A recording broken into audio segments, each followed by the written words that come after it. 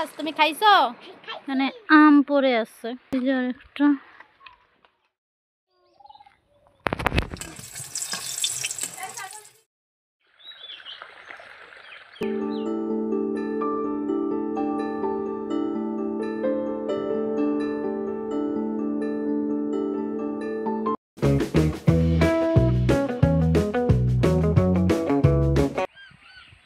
এই বন্ধুরা, শুভ সকাল, আসসালামু আলাইকুম। কেমন আছো সবাই? আশা করি সকলেই ভালো আছো। আমার সাথে নতুন আরেকটি ব্লগে তোমাদের সকলকেই স্বাগতম।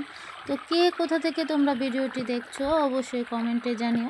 আর আজকে যারা প্রথম আমার ভিডিও দেখছো এবং আমার চ্যানেলে নতুন, তারা আমার চ্যানেলটি সাবস্ক্রাইব করে পাশে থাকা বেল আইকনটি অন করে দিও, যাতে আমি পরবর্তীতে কোনো ভিডিও আপলোড করলে তোমরা সাথে সাথে দেখতে পারো। তো বন্ধুরা, সকাল সকাল ঘুম থেকে উঠে আমি একটু শিশির ছুঁয়ে দিলাম। আর এই যে আমাদের ফারাজ মনে চলে আসছে। এই ফারাজ তুমি খাইছো? কি খাইছো? কি দিয়ে? শাক দিয়ে? শাক খেলে কি হয়? অনেক শক্তি পাওয়া যায়। তুমি কি অনেক শক্তিশালী? তো বন্ধুরা, আমি সকালে ঘুম থেকে উঠে একটু হাঁটাহাঁটি করে তারপরে পড়তে বসছিলাম। তো পড়া থেকে উঠতে উঠতে প্রায় 12টা বেজে গেছে। এখানে আমার মামাতো ভাই আসছে, তার সাথে একটু কথা বললাম। তারপরে আমি একটু সেমাই খেয়ে, তারপরে যেহেতু গরম তাই আমরা সবাই মিলে একটু আইসক্রিম খাইতেছি। তো এখানে দেখেন, আমি আরেকটা জিনিস দেখাই। দেখেন, আমাদের আইসক্রিম বক্সে শুধু আইসক্রিম থাকে না, মশলাপাতিও থাকে। আমরা বাঙালি বলে কথা, আইসক্রিমের বক্সে মশলা না থাকলে কি আমাদেরকে মানায় বলে?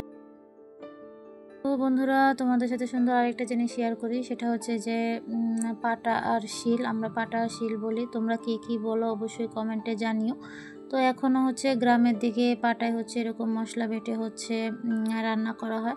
আমাদের কিন্তু নানু বাড়িতে ব্লেন্ডার আছে, তারপরে পাটায় বেটে মশলা দিয়ে তরকারি রান্না করলে তরকারির যে স্বাদ হয় সেটা ব্লেন্ডারের মশলায় কিন্তু সেরকমটা স্বাদ হয় না। তো এখানে আমার আন্টি কিছু জিরা বাটতেছে। শুধু জিরা না, মাঝে মধ্যে মরিচ, হলুদ এগুলো বেটে তরকারি রান্না করে।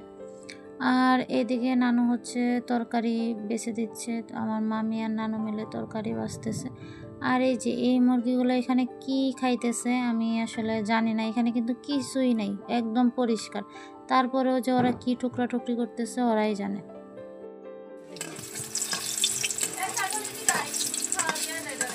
তো বন্ধুরা, মাটির চুলার রান্নার কথা আর কি বলবো। যারা খাইছো তারা তো জানোই, আর যারা এখন পর্যন্ত মাটির চুলার রান্না খাও নাই তারা জীবনে অনেক বড় কিছু একটা মিস করছো আমি বলবো। মানে পাটায় আর শিলে মশলা বেটে সেই মশলা দিয়ে মাটির চুলায় তরকারি রানলে তরকারির যে স্বাদটা হয় অমৃত লাগে, অমৃত। মানে এটার স্বাদ কখনোই গ্যাসের চুলায় বা অন্য কোথাও পাওয়া যাবে না। তো এখানে আমার আন্টি একটা ডিমের তরকারি রান্না করতেছে।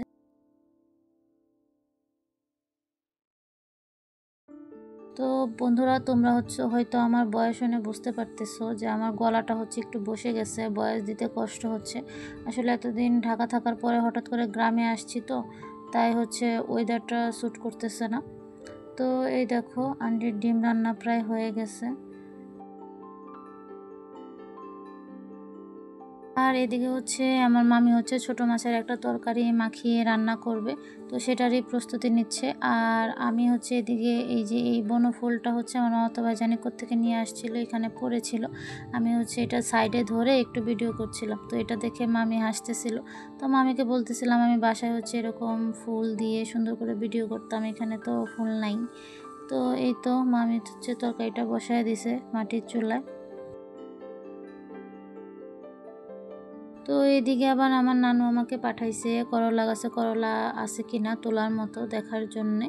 তো এগুলো আমাদের বাসায় দিবে সেজন্যে।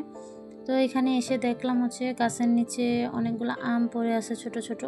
তো আমি এই যে কিছু আম করে এনেছি যে খাওয়া যায় এরকম একটু বড় বড় দেখে। তো এই তো এখানে আমি 2টা আম পাইছি। তো আমি আবার এদিক সেদিক দেখছিলাম যে খাওয়ার মতো আরও আম পাই কিনা। আসলে গাছ থেকে আম পাড়া আর কুড়িয়ে আম খাওয়া দুইটা 2 রকমের অনুভূতি।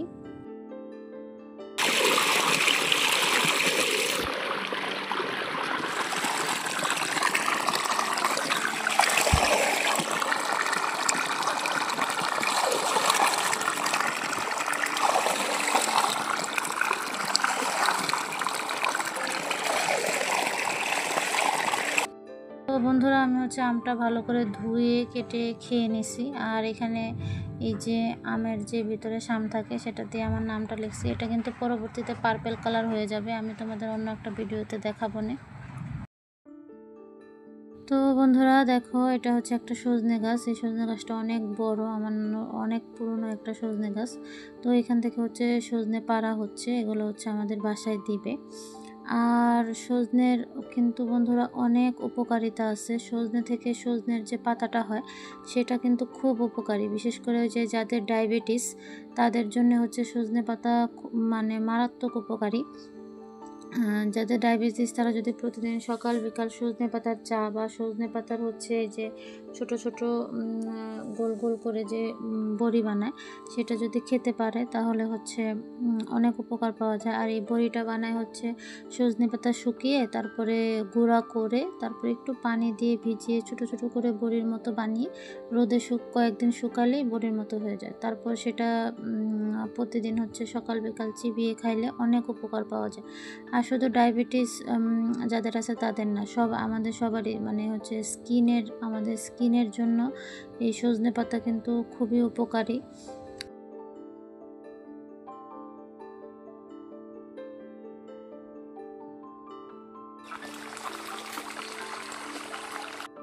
এখন যেহেতু শুকনো মৌসুম তাই 2 বেলা করে হচ্ছে গাছে পানি দিতে হয়।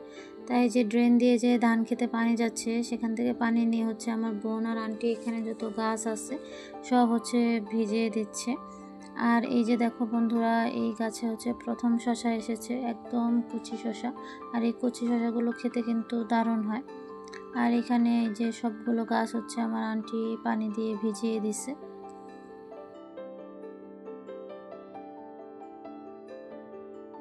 তো ওরা হচ্ছে পানি দিচ্ছিল আর আমি আর ফারাজ বাবু মিলে হচ্ছে মামা সবজি ক্ষেতের দিকে যাচ্ছিলাম, ওরাও এখানে পানি দিতেছে। তো যাওয়ার পথে হচ্ছে এই যে এই লতার মধ্যে এই ফলগুলো চোখে পড়লো। এগুলো বিভিন্ন কালারফুল ফল, খুব সুন্দর লাগতেছিল দেখতে। এগুলো মূলত পাখির খাবার, এই যে ছোট ছোট ফলগুলো। তো আর ছিলাম না, পাখির খাবার হচ্ছে নষ্ট করা ঠিক না। তো আমি এই বনু ফলগুলো দেখছিলাম আর এদিকে ফারাজ হচ্ছে তাদের গাছ থেকে দুটো লাল মরিচ ছিঁড়ে নিয়ে চলে আসছে, এনে হচ্ছে আমাকে দেখাচ্ছে। তো আমি ভাবলাম এই মরিচ দুটো দিয়ে হচ্ছে একটু ভিডিও করি আর একটা ছবি তুলি, কারণ মরিচ দুটো খুব সুন্দর লাগতেছিল, কালারগুলো এত সুন্দর, একদম টকটকা লাল কালার। তো এখানে আমি কয়েকটা ছবি তুলে নিলাম। তো দেখো বন্ধুরা, সূর্যি মামা বিদায় নিচ্ছে, যাই যাই অবস্থা। তো সূর্যি মামার সাথে সাথে আমিও তোমাদের থেকে বিদায় নিলাম। তো ব্লগটি তোমাদের কাছে কেমন লাগছে অবশ্যই কমেন্টে জানিও। নতুন একটি ভিডিওতে ইনশাল্লাহ আবারও দেখা হবে। আল্লাহ হাফেজ।